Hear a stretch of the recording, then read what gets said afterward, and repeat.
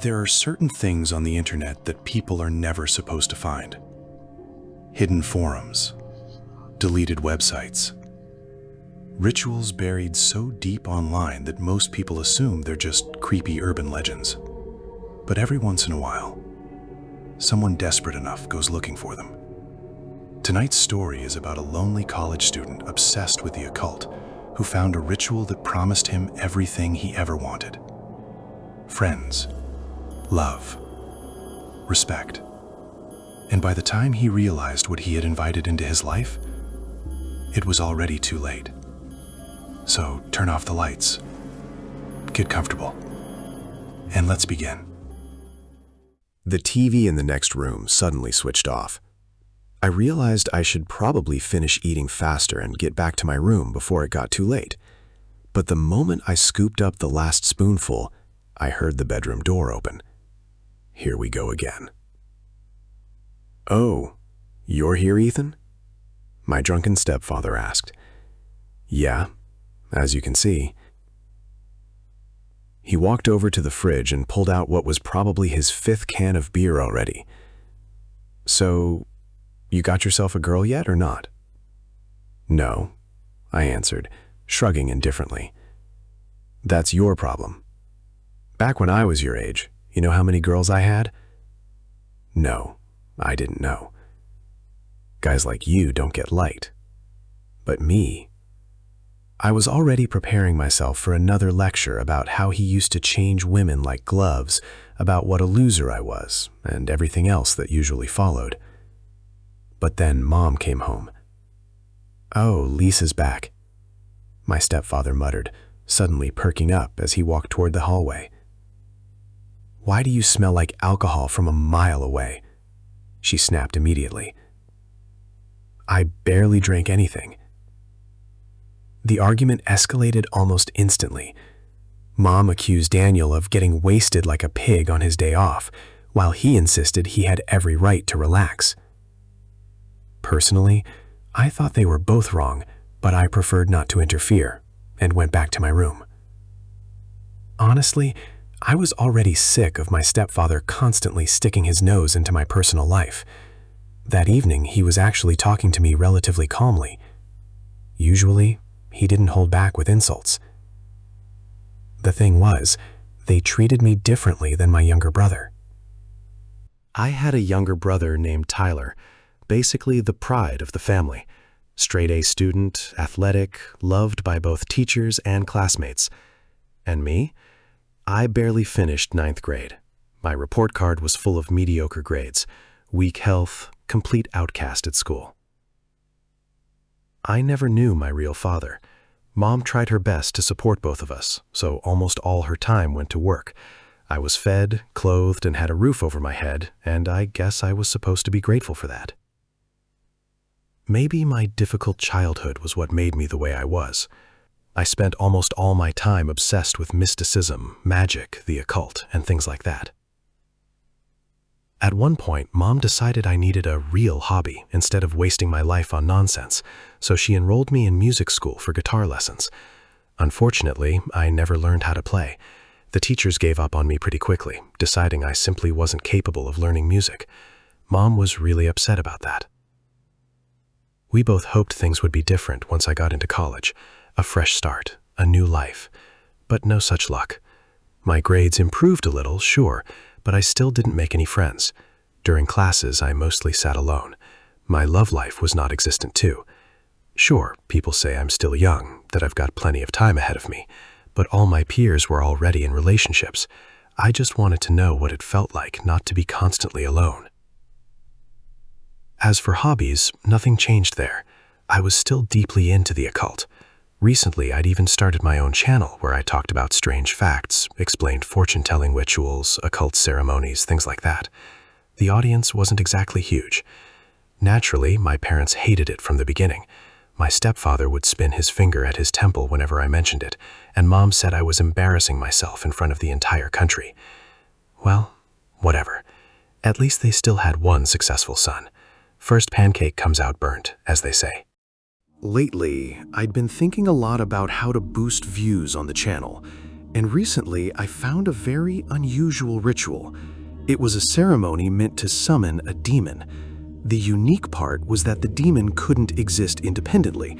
It required a host, and in this case, the host would be me. How did that connect to the channel? Simple. I was going to film the ritual and upload it afterward. I had huge hopes for it. According to the article, the parasitic demon wouldn't simply live inside me for free. It would force other people to obey. In other words, the host could use it to make desires come true. Honestly, I desperately wanted to believe that. Maybe I'd finally make friends. Maybe I'd finally find love. Back in my first year, I'd noticed one girl from a parallel class named Chloe. She never paid any attention to me. Like most modern girls, she only seemed interested in money. So it wasn't surprising that some guy constantly picked her up in a car after classes while I walked alone to the bus stop. I studied the article about the ritual several times, copied the instructions, and saved screenshots. Overall, everything seemed manageable, but one detail bothered me. The article said the host would eventually die unless the parasitic demon was expelled from the body. Still, I saved everything carefully. If things got bad, I could always banish the entity later, assuming any of it even worked. I impatiently waited for the right day to perform the ritual. I had to wait a week for the perfect opportunity. My brother went to practice, Mom was visiting a friend, Daniel said he'd be working late. I wasted no time and quickly prepared everything I needed: candles, a sharp knife blade, and the incantation text itself. I don't even know why, but while preparing and performing the ritual, I was overwhelmed with emotions. On one hand, I felt excited. I thought maybe my life was finally about to change completely. On the other hand, anxiety kept gnawing at me. What if something went wrong? What if this didn't happen the way I wanted? But I didn't show any fear. After all, the whole thing was being recorded on video. I carefully arranged the candles around myself, read the prepared text aloud, and then did something most people would never dare do. I took the blade and dragged it across my skin. Several crimson drops fell directly into the flame of one of the candles. After everything was over, my head started spinning badly. I somehow cleaned everything up and went to sleep. I slept until morning. When I woke up, I discovered the video had been blocked. Sure, I gained some subscribers, but nowhere near what I had imagined. By the end of the school day, it felt like the whole thing had been pointless. Nothing had changed. Everything around me was exactly the same. As I walked out of the college grounds, I saw Chloe again with her rich boyfriend and his BMW. Awesome, I muttered bitterly. What a waste of time. Already in a terrible mood, I dragged myself to the bus stop, where more bad luck waited for me. The bus shut its doors right in front of my face. The next one arrived 20 minutes later. When I finally got off at my stop, I slipped on ice and fell hard. Then, while buying bread and snacks at a convenience store near home, I got into an argument with some old woman in line. God, I just wanted to get home, where nobody would bother me. I entered the apartment, kicked off my shoes, hung up my jacket, and went to wash my hands. I didn't feel like doing anything, so I shoved my headphones in and collapsed onto the bed without even changing clothes. Because the music was blasting in my ears, I didn't notice my younger brother entering the room. When his smug face suddenly appeared over me, I nearly jumped out of my skin, screamed, and threw my phone aside. "What do you want?" I snapped. He burst out laughing, clutching his stomach. Then, through his laughter, he asked, "Let me use your computer." "You have your own. There's parental control on it." "So?" "Come on." "No, get out." "I'm not leaving." I didn't argue. I simply grabbed him by the collar and started pushing him toward the door. Then he said, "I'll tell Mom and Dad you smoke." "What? I don't smoke." "Doesn't matter if it's true. They'll believe me, not you." He grinned maliciously. Something inside me snapped. My hand tightened around his shirt collar so hard the seam started tearing. "Listen here, runt," I hissed right into his face. "Maybe you're the one secretly smoking and scared of getting caught. Trust me, sooner or later they'll find out. Now get the hell out of my room." After that, he silently left. God, he pissed me off.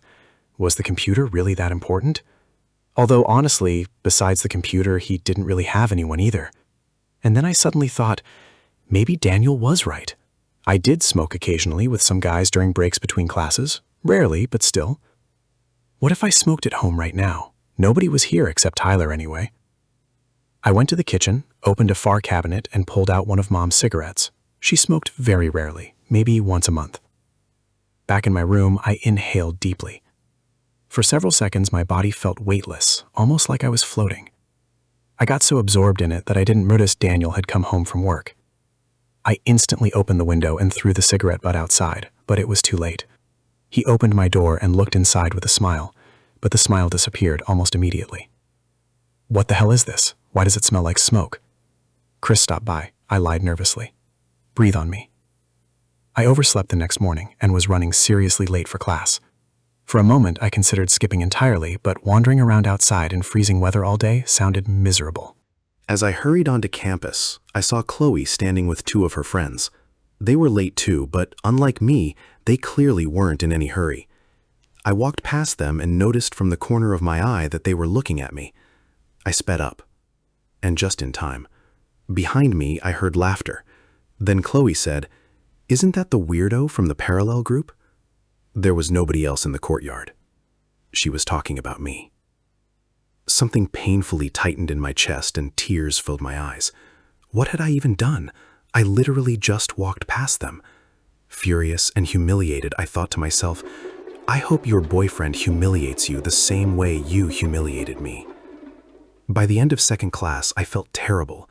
My fever shot up, so I went home sick. At least I'd get a week away from that madhouse. Finally. I spent the next few days drinking tea, watching TV, and trying not to think about anything.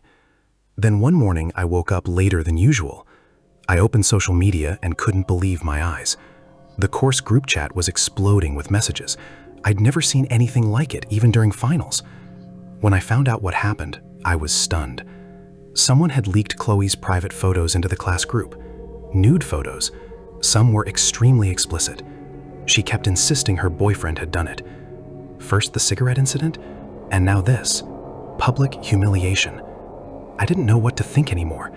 If all this really was connected to me somehow, then maybe that thing inside me truly was capable of anything. A week later, I was cleared to return to school. Something strange was happening to me. I was constantly exhausted and irritated. One evening I came home, collapsed onto my bed still fully dressed, and fell asleep immediately. I don't know how long I slept before Tyler came home and blasted music at full volume. I shot upright and screamed at him to turn that garbage off. He told me to screw off. So I stormed into his room and unplugged the speaker. "What the hell are you doing?" Tyler screeched. "What are you doing? You're not the only person living here." "So what? I tolerate you somehow." We were never close, so comments like that weren't unusual from him. But this time I snapped. "I hope you break your damn legs." I grabbed his speaker and hurled it into the wall. It shattered into pieces. Tyler stared at me in complete shock. Okay, calm down," he stammered nervously. "I'm sorry, I won't do it again. Just calm down." I didn't answer. I simply walked out. Only afterward did I realize what I'd done. But maybe it would be fine. Maybe it was all just coincidence. For several days, nothing happened. Still, internally, I felt awful. I barely slept or ate. I kept thinking about my brother.